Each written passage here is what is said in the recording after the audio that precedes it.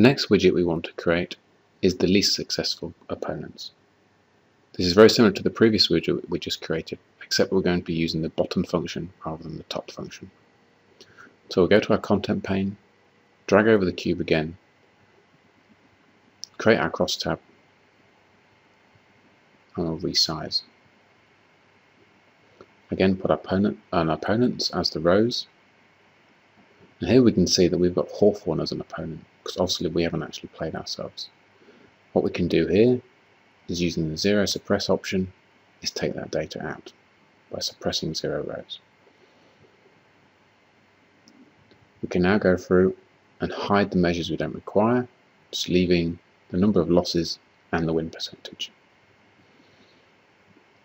As previously, we're now going to filter the win percentage down, but this time we're going to use bottom, and we're going to use a custom setting.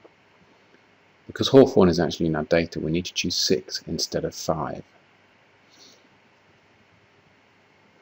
This will actually only show us the bottom 5, because Hawthorn has been hidden. Finally, we can sort the number of losses. We can now resize this widget and move it so it's next to the widget we created previously, the most successful opponents.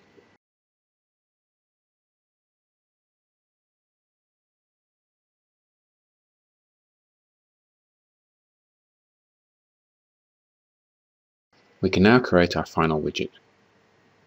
Go back up to the content area, drag on the cube again to create another crosstab. This time we're going to create a win percentage by year in a column chart. The first thing we need to do is to put our years across the top. We can use the swap rows and columns button to quickly do this, so our years are now showing as our columns. We can turn off the chart display for now, so that we can ensure that the crosstab is correct. We're going to hide all of the measures apart from win percentage. We're now in a position to turn the crosstab back into a chart. We're going to choose column with a 3D effect.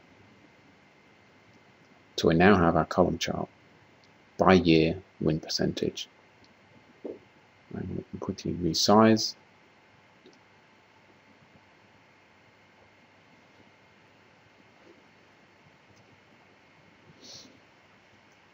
So now we've finished all 5 widgets and our workspace is nearly complete.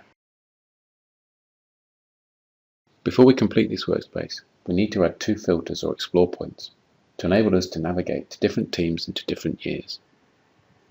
So we'll go back to our content pane and we're going to drag onto the workspace the dimension called year.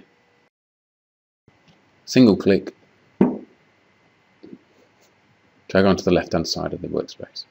Do the same with the team.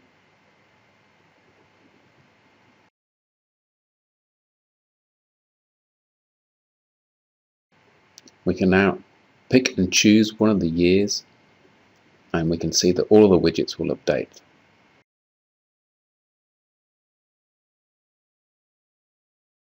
To remove the filter, simply click on the top right hand corner where it says clear the explore point.